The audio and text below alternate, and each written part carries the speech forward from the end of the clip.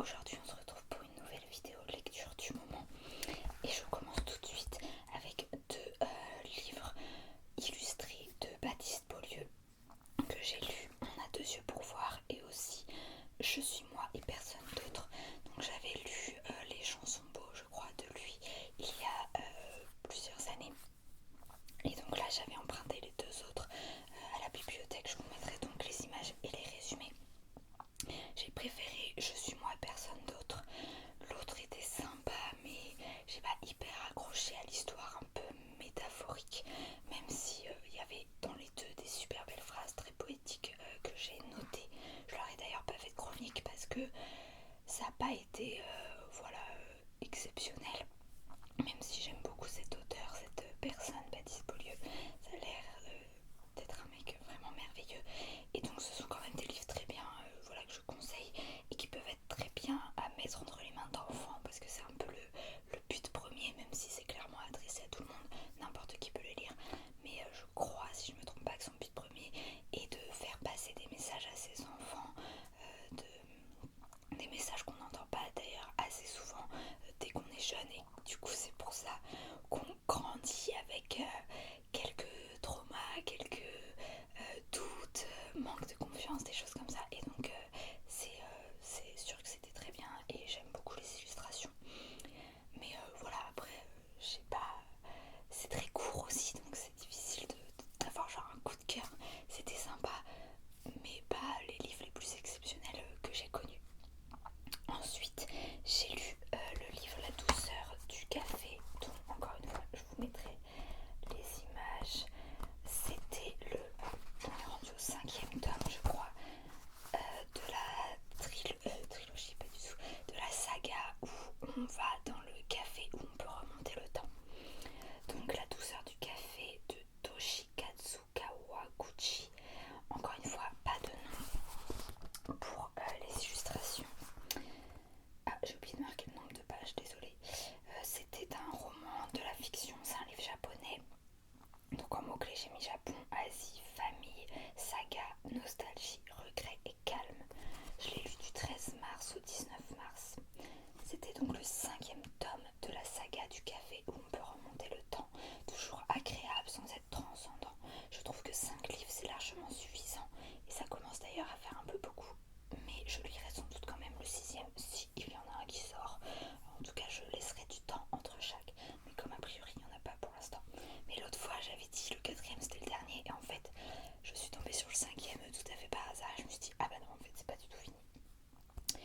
La dernière histoire dans ce livre là, parce que vous savez à chaque fois c'est comme des petites nouvelles sur un personnage différent mais qui se tous relient un peu parce que les personnages se croisent et tout.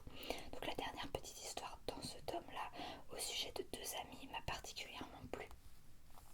J'ai mis uniquement 2 étoiles parce que voilà, vous savez la littérature japonaise c'est très lent, très contemplatif, c'est sympa, on passe un bon moment, mais en plus comme je dis, je trouve que ça commence à faire beaucoup quand même, 5 tomes sur ce thème on va dire.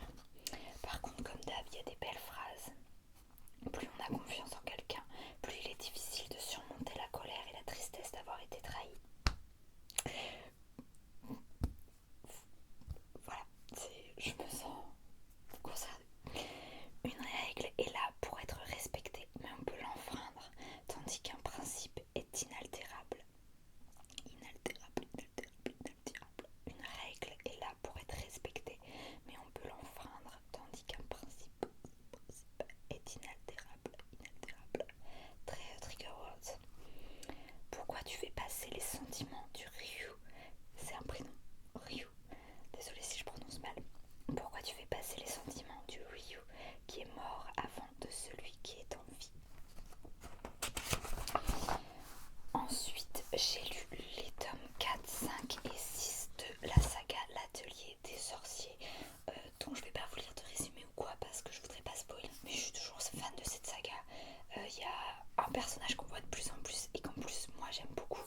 Il y en a une que j'aime moins mais on la voit pas trop donc ça va, enfin on la voit mais elle est pas principale. Et il y a un nouveau personnage, un autre aussi que je commence à beaucoup apprécier. Et à chaque fois il y a des nouveaux mystères et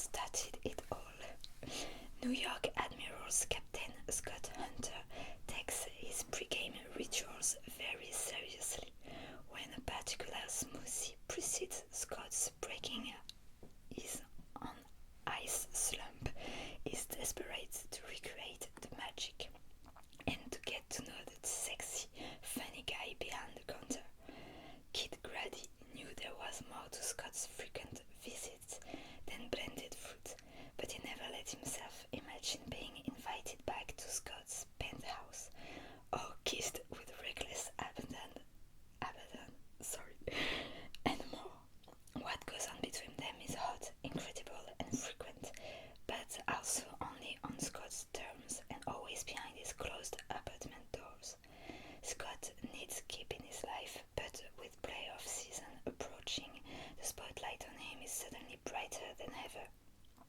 He can't afford to do anything that might derail his career or the public's image of what a hockey captain should be.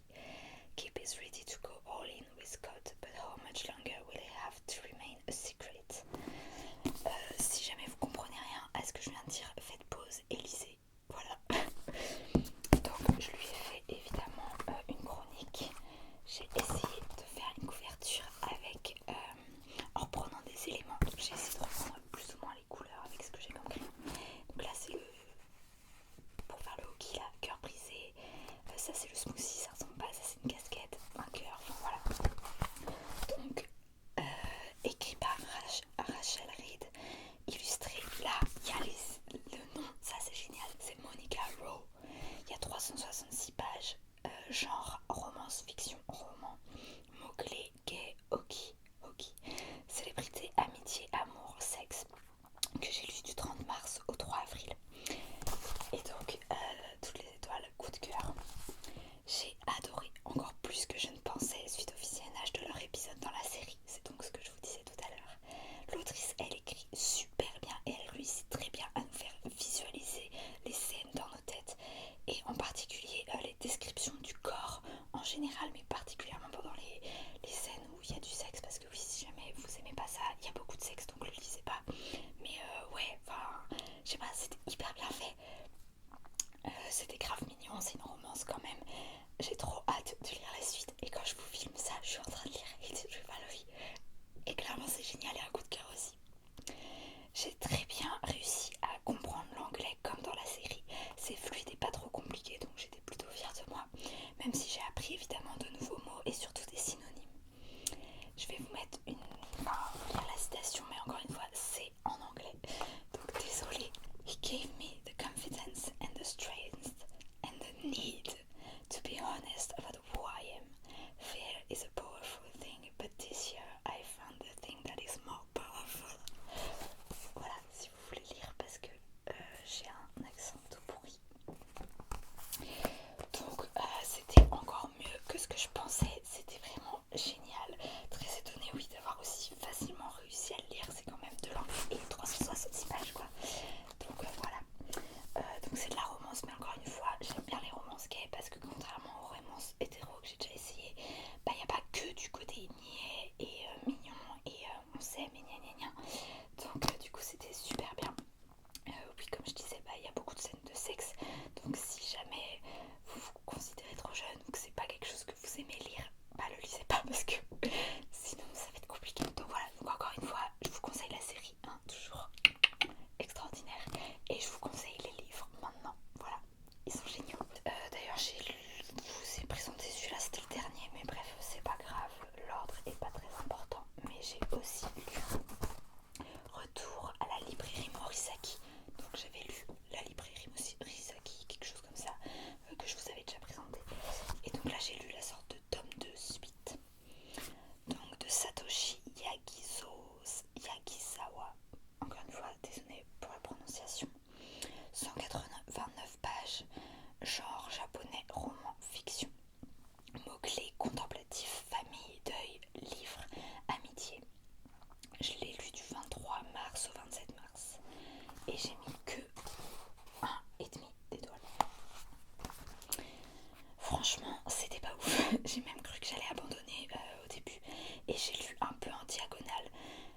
Le tome est pas très utile vis-à-vis du 1 que j'avais bien aimé. Et clairement, s'il y a un 3, je le lirai pas pour le coup, contrairement à ce que je disais avec la saga précédente. C'était très long. Les seuls passages intéressants un peu, c'est quand elle est avec ses amis, mais c'est pas grand chose et du coup il se passe pas grand chose, c'est pas très long et voilà. Et même si il fait que 189 pages, le livre, je sais pas s'il y a 20 pages d'intéressantes, c'est très long du coup le reste. Du coup il y avait quand même, comme toujours dans les livres japonais, des très belles phrases, donc j'en ai noté plus parce que j'avais rien d'autre à dire sur le livre, à part que j'ai pas trop compris l'intérêt. Je voudrais que le temps s'arrête, plus il avance et plus Momoko s'éloigne. Donc c'était par rapport au deuil. Peut-être que tu peux être avec quelqu'un d'autre, mais pour moi, il n'y a que toi. Trop mignon. Une librairie, c'est là pour vendre des livres aux gens qui en ont besoin. Un point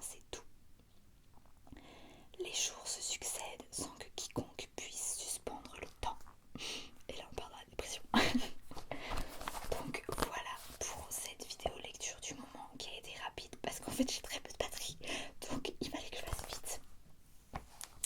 Et j'avais pas, enfin c'est pas, heureusement il y a un coup de cœur, parce que sinon c'était pas exceptionnel, voilà, comme je vous l'ai dit, la librairie Morisaki, franchement pas ouf. La douceur du café, ça va, mais bon, ça commence à être long. Les 2 livres de Baptiste Beaulieu, c'est très sympa. De toute façon, ça se lit en genre un quart d'heure, donc voilà, c'était très sympa, c'était bien, mais pas transcendant. En 15, enfin, en une trentaine de pages, de toute façon, c'est compliqué. Game Changer, bon bah, gros coup de cœur de la vie. Et par contre, la saga de manga, elle, j'en ai pas beaucoup parlé parce que, bah, comme toutes les sagas, je veux pas vous spoiler, mais elle est vraiment super bien.